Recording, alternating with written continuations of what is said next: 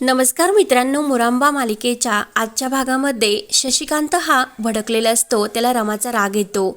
मनात म्हणत असतो की माझी हाताशी आलेली शिकार माझ्यापासून लांब जाते केवळ त्या रमामुळे, आणि रमा तुला मी सोडणारच नाही असे तो ठरवत असतो. त्यानंतर इकडे नैना ही आपल्या घरी जायला निघलेली असते. तर सीमा एक छान अशी श्रीकृष्णाची छोटीशी मूर्ती नैनाला भेट म्हणून देते. आणि नैना, जरी तुला एकटं वाटलं, तुझ्याबरोबर कोणी नसले तरी हा बाळकृष्ण कायम तुझे संरक्षण करेल. नैनाच्या डोळ्यात पाणी येते आणि ती लगेच सीमाला प्रेमाने मिठी मारते. त्यानंतर नैना म्हणते की तुम्ही प्लीज काळजी करू नका, मी इकडूनच डायरेक्ट एअरपोर्टला जाणार. तेवढ्यात लगेच शशिकांत हा दरवाजावर थापा मारतो. सर्वजणी मात्र खूप घाबरतात.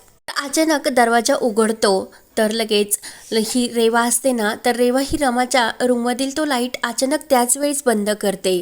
तर लगेच शशिकांत दरवाजा उघडून आतमध्ये येतो आणि इकडे नैना आणि रमा हे लपून बसतात. तर शशिकांत म्हणत असतो की ए रमा, कितीही त्या नैनाला माझ्यापासून तू लपवण्याचा प्रयत्न केला तरी मी तिला शोधणार आणि माझ्यापासून ती वाचू शकत नाही. नैना मात्र खूप घाबरते. तेवढ्यात सीमा ही आपल्या हातामध्ये मेणबत्ती घेऊन आलेली असते आणि तिकडे रमासुद्धा बाहेर येते आणि सीमा म्हणत असते की आत्तापर्यंत मी तुमचा सर्व त्रास सहन केला, मुकाट्याने मी काही म्हटले नाही, पण आता जर तुम्ही दुसऱ्या बायकांना त्रास देण्याचा प्रयत्न केला तर मी तो सहन करू न शकणार नाही आणि तुमच्या अन्यायाला मी तोंड देणार. आणि नैनाला शोधताना तुम्ही, पण नैना तुम्हाला कधीही कुठे सापडणार नाही. रमाला का विचारतात? रमाला काहीच नैनाबद्दल माहिती नाही, पण नैना कुठे आहे हे मला माहिती आहे. आणि नैना कुठे आहे हे सुद्धा मी तुम्हाला सांगू शकणार नाही. त्यामुळे तुम्ही जा, नाहीतर मी घरातल्यांना आवाज देऊन उठवेल आणि तुम्ही आम्हाला त्रास देता म्हणून सर्वांना आवाज देऊन बोलवेल.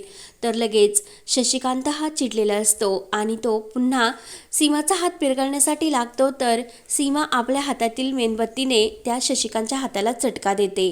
शशिकांत जोरात ओरडतो. शशिकांत हा आई म्हणून किंचाळतो. रमा म्हणते की आईच आठवले ना, संकटाच्या वेळी तुम्हाला आईचीच आठवण येत असते आणि ती सुद्धा एक स्त्रीच आहे. तुम्ही स्त्रियांना का इतका छळण्याचा प्रयत्न करता? तर लगेच शशिकांत रमावर ओरडतो. रमा म्हणते की आता तर फक्त हातावर तुमच्या हे मेण सांडले, परत जर आईला त्रास देण्याचा प्रयत्न केला तर ह्या हातावर मेण नाही तर आता शेण सांडेल, ते पण तोंडावर. शशिकांत म्हणतो की रमा, तुला अजूनपर्यंत माझी ताकद माहिती नाही.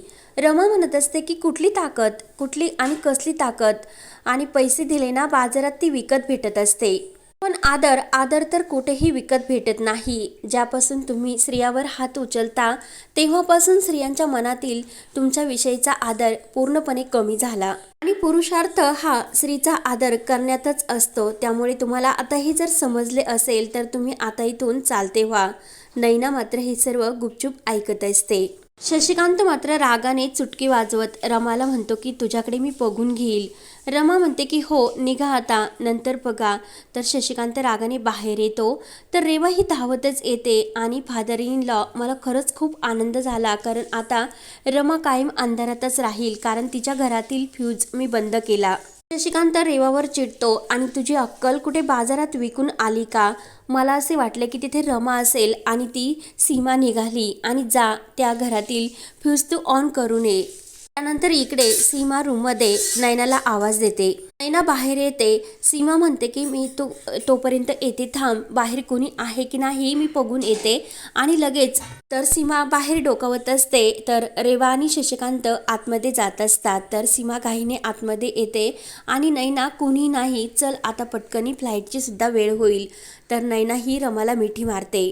त्यानंतर इकडे घरामध्ये अभि आणि आनंद गप्पा करत असतात की अक्षय अगोदर रमा आणि अक्षय यांच्यामध्ये किती दुरावा होता आणि आता ते एकत्र आले ते सुद्धा आपण बघितले. अक्षय तर रमाचे अगोदर तोंड पाहायची सुद्धा त्याला इच्छा नव्हती, पण अभि म्हणतो की आता तर त्याचे तिच्याशिवाय पान सुद्धा हलत नाही. आनंदला हसू येते आणि आनंद म्हणतो की हे मात्र नक्की खरं आहे, पण तरी सुद्धा त्यांच्यामध्ये ती आडकाठी आहे ना, ती रेवा. अभि म्हणत असतो की त्या रेवाला पण रमानेच या घरामध्ये ती घेऊन आली. अक्षय सुद्धा रमाला सांगत होतो की ती रेवा आपल्या घरामध्ये नको, पण रमाने त्यावेळेस काहीच ऐकले नाही. तेव्हा आनंद म्हणतो की अरे, ती माणुसकीच्या नात्याने हे सर्व करण्यासाठी गेली, पण ती रेवा तिच्या डोक्यावर बसली. तेवढ्यात अभिच्या लक्षात येते. अभि म्हणतो की अरे, तेव्हा कितीही विचित्र वागत असली तरी ती ऑफिसच्या कामामध्ये अक्षयला पूर्णपणे हातभार लावत असते आणि अक्षयला परत जर तिच्याबद्दल काही वाटू लागले तर मग काय होणार, कारण अजूनपर्यंत अक्षयने रमाला रेवाबद्दल काही असे सांगितलेले नाही. आनंद म्हणतो की नाही, अरे अक्षयचा तो पास्ट होता आणि तो पास्टमध्ये जगणारा माणूस नाही. अभि म्हणतो की अक्षयने अजूनपर्यंत रमाला रेवाबद्दल का सांगितले नसेल. आनंद म्हणतो की होय, हे तर खरे आहे आणि नक्की कुठेतरी पाणी हे मुरतेच. तेव्हा दोघे हे विचारात पडलेले असतात. त्यानंतर इकडे शशिकांत रेवाला म्हणत असतो की तू असे हे साधे उपयोग करू नको, त्यामुळे ते आपल्या अंगलट येतील आणि घरातील सर्व तर हे एकतर रमाच्या बाजूने आहे आणि खास करून तो अक्षय तर रमाच्या बाजूने. त्यामुळे आपल्याला आपले प्लॅन असे गोत्यात येतील असे काहीतरी करायचे नाही, काहीतरी वेगळाच प्लॅन करावा लागेल. रेवा म्हणते की बाबा मी काय करू, जेव्हा जेव्हा रमा ही अक्षय जवळ जात असते तेव्हा तेव्हा मला त्रास होत असतो, त्यामुळे मला हे सर्व करावेच लागते. तर शशिकांत म्हणतो की अगं आता तर अक्षय आणि रमा वेगवेगळे आहे, तोपर्यंत मात्र तू काही करू नको. त्यानंतर इकडे सीमाही रमाला म्हणत असते की तू एकटी राहू शकशील का, तुला भीती तर वाटणार नाही ना. तर लगेच रमा म्हणते की नाही आई, तुम्ही माझी काळजी करू नका आणि तुम्ही जा झोपण्यासाठी. सीमा म्हणत असते की अगं मला माहिती आहे तो निष्ठुर माणूस आहे, बंद खोलीमध्ये तो मला कायम त्रास देतच असतो आणि तो त्रास देण्याचा काही थांबवणार नाही. रमा म्हणते की मग आई एक काम करा, तुम्ही येथे माझ्याजवळ झोपा. तर सीमा खुश होते आणि रमा आणि सीमा तेथे झोपतात. तर इकडे अक्षयला झोपताना रमाची आठवण होत असते. तेव्हा इकडे रमाला सुद्धा अक्षयची आठवण येत असते आणि दोघं सुद्धा आपल्या झोपायच्या वेळी आणि एकमेकांच्या आठवणीत मग्न होतात. अक्षयला सुद्धा रमाशिवाय झोप लागत नसते आणि इकडे रमाला सुद्धा. तेव्हा अक्षय म्हणतो की हल्ली रमाशिवाय मी नाही राहू शकत, तिच्या साडीचा स्पर्श जरी झाला तरी सुद्धा मला छान झोप लागते. म्हणून अक्षय रमाची साडी आपल्या शेजारी बेडवर घेतो आणि आता मला रमाच्या या साडीने छान झोप लागेल असे मनाशी म्हणून खुश होतो. तर पुन्हा त्याला रमाची आठवण होते. तिकडे रमाला माझ्याशिवाय झोप लागेल की नाही, तर इकडे रमाला सुद्धा अक्षयला माझ्याशिवाय झोप लागणार नाही याचाच विचार करते. रमा विचार करते की इकडे त्यांना रात्री गप्पा करायची किती सवय असते आणि आता मी सुद्धा नाही, त्यांना माझ्याशिवाय कशी झोप लागणार. इकडे अक्षय विचार करतो की तिकडे तो बेडसुद्धा किती छोटा आहे, रमा तेथे कशी झोपणार, तिला तरी तिकडे त्रासच होणार, मग मी सुद्धा इकडे आरामात नाही झोपू शकत. म्हणून अक्षय आपले कपडे घेतो आणि खाली अंथरूण करून त्यावर तो रमाची साडी घेतो आणि आपल्या खाली झोपतो.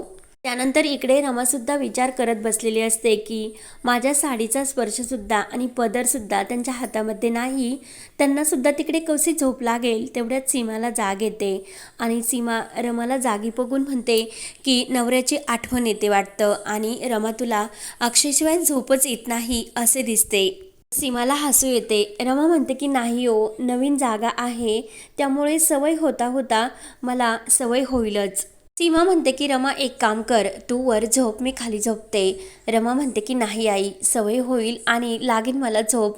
तेव्हा सीमा म्हणते की मग झोपतो अगोदर. तेव्हा रमासुद्धा ही झोपी जाते.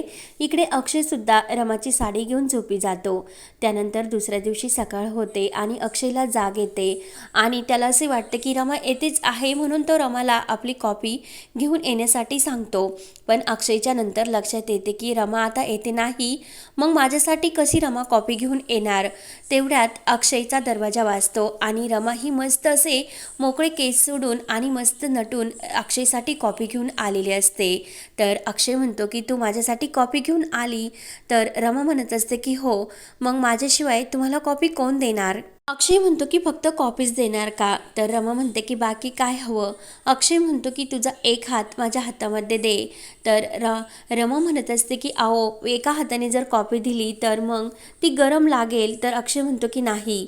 तर रमा अक्षयच्या एका हातामध्ये हात देते आणि दुसऱ्या हाताने तो कप अक्षयच्या हातामध्ये देत असते. तेव्हा मात्र अक्षयला चटका बसल्यासारखा भास होतो आणि अक्षय लगेच जागा होतो, कारण तो अक्षयचा भास असतो. अक्षयला जाग येते आणि अक्षय म्हणतो की खरंच हा माझा भास होता, पण रमा ही नक्की माझ्यासाठी कॉपी घेऊन यायलाच हवी आणि हे माझे स्वप्न पूर्ण व्हायलाच हवे आणि ते खरे सुद्धा. तेवढ्यात दरवाजाचा आवाज येतो. अक्षयला वाटते की रमाच आली असेल, म्हणून अक्षय हा खुश होऊन दरवाजा उघडतो तर रेवा असते आणि अक्षय रागाने रेवाकडे बघतच असतो. तर हा भाग येथे संपतो. पुढील भागामध्ये रमा ही सीमाला म्हणत असते की मला त्या घरावर हक्क नाही गाजवायचा, मला फक्त माझा नवराच हवा आणि माझं त्यांच्यावर खूप प्रेम आहे आणि आणि मला फक्त इतकेच वाटते की त्यांनी माझ्या आयुष्यातून कधीही कुठे जाऊ नये. त्यानंतर इकडे रेवा ही अक्षयच्या मिठीत असते आणि त्याला म्हणत असते, अक्षय तुझं अजूनसुद्धा माझ्यावर प्रेम आहे? तर अक्षय म्हणतो की हो, मी अजूनसुद्धा तुला विसरू शकलेलो नाही. रेवा खुश होऊन अक्षयला आय लव्ह यू बोलते. तर आता हे रेवाचे स्वप्न असणार का, हे पाहण्यासाठी आपल्या चॅनलला नक्की सबस्क्राईब करत रहा. धन्यवाद.